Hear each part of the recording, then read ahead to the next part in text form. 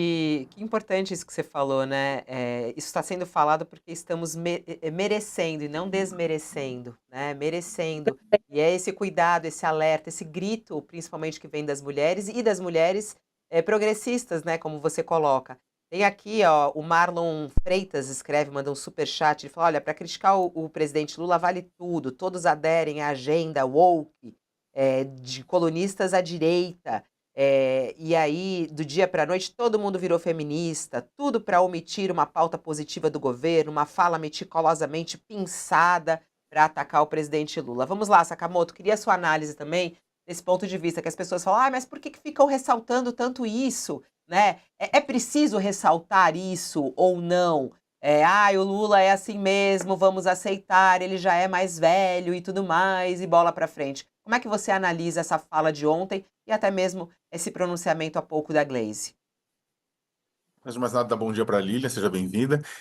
Acho que eu vou destacar dois pontos, assim, para tentar dialogar com o pessoal. Primeiro, o Lula vem sendo criticado, gente, com justiça pela frase machista, né, de que indicou uma mulher bonita para fazer articulação política. Ah, a Glaze não é bonita? Pode ser bonita, só que não é o principal atributo da Glaze. A Glaze ela está sendo convocada para esse cargo por conta da competência política, da competência técnica, das articulações, da história, da experiência, né? A questão, na verdade, é você hierarquiza determinadas qualidades, né? Repetindo um padrão negativo, como se. E aí que tá, você não vai ver a mesma coisa do tipo, olha, o Haddad foi escolhido por cargo, esse homem bonito. Olha, o Fufuca foi escolhido por cargo, esse homem bonito. Sabe? Olha, o Rui Costa foi escolhido por cargo, esse homem bonito. Você não ouve isso, ouve? Então, por que que a mulher ouve?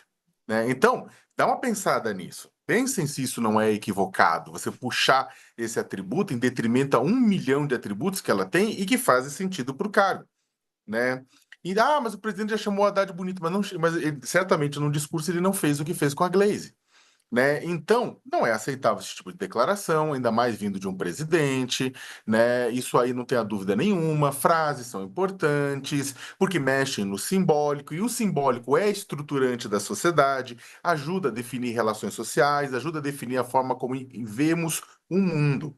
Sim, frases de líderes, declarações de líderes ajudam a gente a entender, a gente ver como a gente encara o mundo. Isso vale para o petismo, para o bolsonarismo, para o centrismo, para qualquer coisa. Né? É claro, mas há muita gente que performa, né? Toda a gente até vai falar sobre isso, mas a questão é simbólico, é importante. Fazer, claro, nesse ponto, fazer um porém, o cientista político Carlos Mello deu uma declaração recentemente que eu achei bem interessante. Ele aplicou para a economia, mas eu acho também que é aplicável para outras dimensões da vida. Ele falou assim: ele estava falando sobre a forma como o Lula via economia, de investir em indústria automobilística, naval, nessas coisas. E ele falou: olha, o Lula é sim um homem de ontem. Né? O Lula é um homem de ontem. E aí, isso vale para a questão também de visão social. Isso não justifica, isso não passa pano, isso eu estou tentando explicar por que que ele fez essa frase horrorosa. Ele é um homem de ontem. Para a sorte do próprio Lula, Carlos Melo colocou, a oposição a ele são homens da Idade Média. Né? São homens que andam, ou melhor ainda, da pré-história, que usam tacape. Né? E aí é aquela coisa: o presidente Lula fez uma declaração ruim, muito ruim, né? E aí, é claro, precisa ser visto sempre isso em perspectiva. A crítica é super necessária, precisa se criticar, porque não é aceitável um presidente falar isso, mas também sem perder a perspectiva de que o outro lado é um ex-presidente que disse para uma deputada que ela era tão feia que não merecia ser estuprada. Né? Então, é essa perspectiva, inclusive, para o bolsonarismo que se assanha, né? Lembramos do evangelho, né? Olha, tomar cuidado com o cisco no olho do colega, sendo que você tem uma trave no seu próprio olho, o pessoal que gosta de citar a Bíblia, não é mesmo? Agora, só para terminar, uma coisa que eu acho que é importante, né?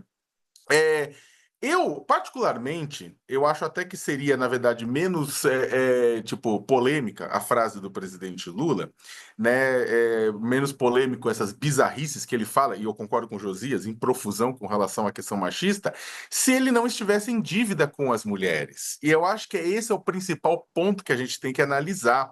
né? O debate nessa história não deveria ser simplesmente como os políticos performam na narrativa, por mais que a narrativa seja simbólica, estruturante e fundamental, mas, na verdade, como, na verdade, as ações dos políticos acabam influenciando no dia a dia das pessoas. Então, você está 3 pontos. O governo está devendo para as mulheres um debate decente na questão do direito ao aborto. Virou tabu, não se fala. E por muito pouco, meninas, a oposição fica tentando impedir meninas estupradas e grávidas e com risco de vida de abortarem em nome de uma suposta demanda divina que eu não sei onde está, né? Mas o governo está devendo um debate sobre isso, sincero, está com medo, está coado, mas está devendo um debate. Segundo, né, o governo está ignorando a política nacional de cuidados, né, talvez uma das pautas mais urgentes a serem enfrentadas, que foi lançada no ano passado, ficou por isso mesmo. Mulheres, na verdade, têm jornada dupla, tripla, porque elas também cuidam de filhos, cuidam de pais doentes, cuidam de enfermos, cuidam de todo mundo, enquanto a maior parte dos homens fica só flanando. Como o Estado pode ajudar nesse processo de cuidado, é uma coisa que sim, o governo está devendo. Terceiro, né, o governo não incorpora essa dimensão da opressão de gênero, né, das mulheres, na sua compreensão sobre o mundo do trabalho. Está devendo isso de um governo do Partido dos Trabalhadores. Né? E aqui entra o quê? Creche pública para mulher trabalhadora, política de retorno de mães ao trabalho, enfrentamento de assédio, tá devendo para diabo, pergunta para qualquer pessoa que analisa isso, vai conversar com a Dona Maria da periferia para ver como não tá devendo, isso sem contar, é claro, a falta de paridade de representação de mulheres no próprio governo. Para terminar, né, eu vou dizer o seguinte, né? O Lula tem a culpa naquilo que ele falou, mas é principalmente culpado de seu governo não estar avançando como deveria nessas políticas.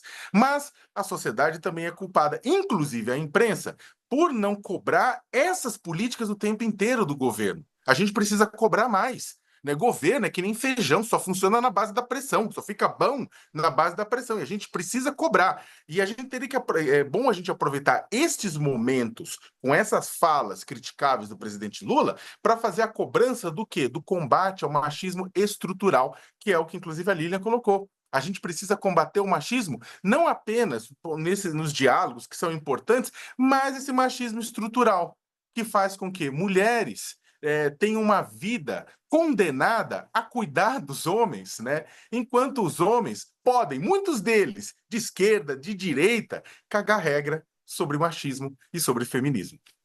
Tem muita